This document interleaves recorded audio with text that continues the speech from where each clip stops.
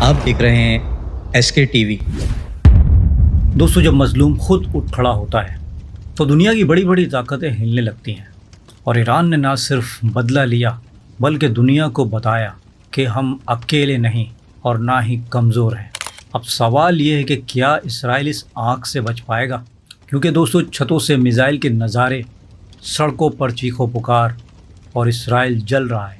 Iran की एक एक चाल ने पूरी दुनिया को चौंका दिया है। लेकिन असल सवाल ये है कि क्या अमेरिका इस जंग में कूदेगा या सिर्फ वो तमाशाई बना रहेगा।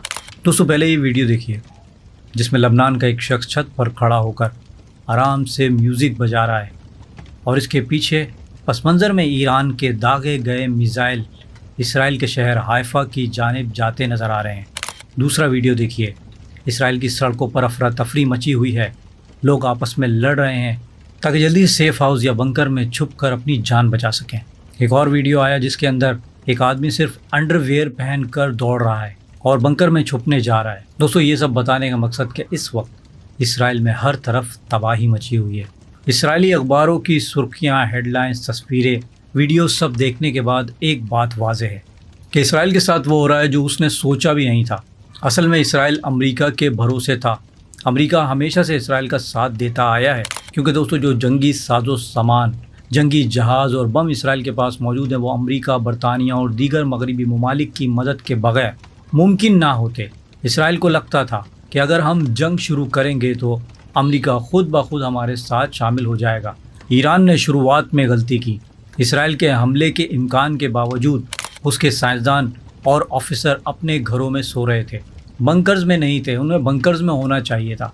इस हमले में ईरान को नुकसान ज़रूर पहुंचा, लेकिन सिर्फ 18 घंटों में ईरान ने अपने आप को तैयार किया और ईरान खुद दोबारा खड़ा हुआ और उसने दुनिया को हैरान कर दिया। उसने अपनी हिकमत अमली बहुत होशियारी से तरतीब दी, दुनिया को बताया कि हम एक प्रोफेशनल फ़ौज हैं, जहां अगर आला क़यादत मर भी जाए तो जूनियर्स फ़ौरन उस क़यादत को संभाल लेते हैं। और ईरान ने यह तय किया कि हम इसराइल पर ज़बरदस्त हमला करेंगे, लेकिन अमेरिका या बरतानिया के अड्डों पर हमला नहीं करेंगे। और ये एक बहुत अच्छी मूव थी ताकि अमेरिका फ़ौरन जंग में शामिल ना हो जाए। अरब ममालिक पर भी हमला नहीं किया गया, हालांकि कुछ ममालिक हैं जो अभी भी इसराइल का साथ दे रहे हैं और ईरान भी ये जानता है कि वो दरअसल अंदरूनी तौर पर इसराइल के साथ खड़े हैं। मगर दोस्तों, इसके साथ ही ट्रंप का बयान सामने आया जिसे इसराइली अखबारों और अरब मीडिया ने भी नुमाया किया। ट्रंप ने कहा कि अगर ईरान ने अमेरिका पर हमला किया तो हम ईरान के ख़िलाफ़ फिर कार्रवाई करेंगे। मगर उसका असल मतलब ये था कि जब तक अमेरिका पर हमला नहीं होता हम इस जंग में शामिल नहीं होंगे। और दोस्तों, मशरिक़ वस्ती की रिपोर्टिंग करने वाले एक मोतबर सहाफ़ी बाग रावेट का कहना है कि इसराइल ने जंग के दूसरे दिन ही अमेरिका के आगे हाथ जोड़ दिए कि हमें बचाओ, हम अकेले ईरान का मुकाबला नहीं कर सकते। और इसराइल इस वक्त अमेरिका से भीख मांग रहा है। और दोस्तों, अमेरिका के अंदर भी यही बहस हो रही है कि इस जंग में शामिल ना हों।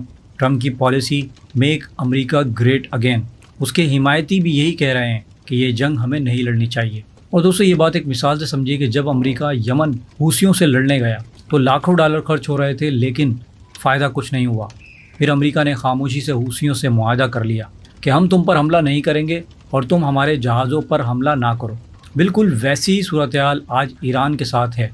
ये कहना कि ईरान अमेरिका को शिकस्त दे देगा ये सही नहीं है, क्योंकि अमेरिका एक बहुत ताकतवर मुल्क है और अगर इस जंग में अमेरिका आता है तो नेटो ममालिक भी अमेरिका के साथ आ जाएंगे, जो ईरान के लिए ख़तरनाक होगा। लेकिन दोस्तों, मैं आपको बता दूंगा इस वक्त ईरान बड़ी कैलकुलेशन से सिर्फ इसराइल को टारगेट कर रहा है। मगर अगर अमेरिका या नेटो ममालिक इस जंग में आते हैं तो फिर इसका भारी खमियाजा इसराइल के साथ साथ अमेरिका और नेटो को भी भुगतना पड़ेगा। और अमेरिका फ़िलहाल ये कीमत अदा करने के लिए तैयार नहीं है। अब दोस्तों, बात करें जो अमेरिका और ईरान के मुज़ाकरात हो रहे थे वो तो इस टाइम मुअत्तल हो चुके हैं, लेकिन अमेरिका ने कहा है कि मुस्तकबिल में हालात अगर नॉर्मल हो गए तो हम बातचीत के लिए तैयार हैं। ट्रंप ने व्लादिमीर पुतिन से ईरान के हवाले से बातचीत की और यही कहा कि जंग को कम किया जाए।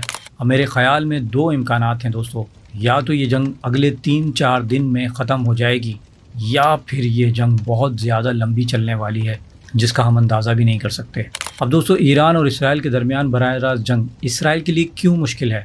सबसे पहले रकबे को देखिए तो इसराइल का कुल रकबा सिर्फ 20,000 मुरब्बा किलोमीटर है, जबकि ईरान का रकबा 1.6 मिलियन مربع کلومیٹر ہے۔ ایران کی میزائلیں اسرائیل کے ہر کونے میں پہنچ سکتی ہیں، مگر اسرائیل کی میزائلیں ایران کے ہر کونے میں نہیں پہنچ سکتی۔ اور دوستو خبروں میں آ رہا ہے کہ ایران مسلسل اسرائیل کے شہروں پہ حملہ کر رہا ہے، اس میں وہ ہائپرسونک اور بیلسٹک میزائل یوز کر رہا ہے۔ حائفہ میں تیل صاف کرنے والی ریفائنریز پر حملہ ہوا۔ اسرائیل کی 60% ایندھن کی ضروریات وہیں سے پوری ہوتی ہیں، جہاں سے پیٹرول، ڈیزل، گیس یہ سب وہیں سے پوری ہوتی ہیں۔ خاص طور پر اسرائیلی فضائیہ کے لیے ضروری جیٹ فیول بھی وہیں سے آتا ہے۔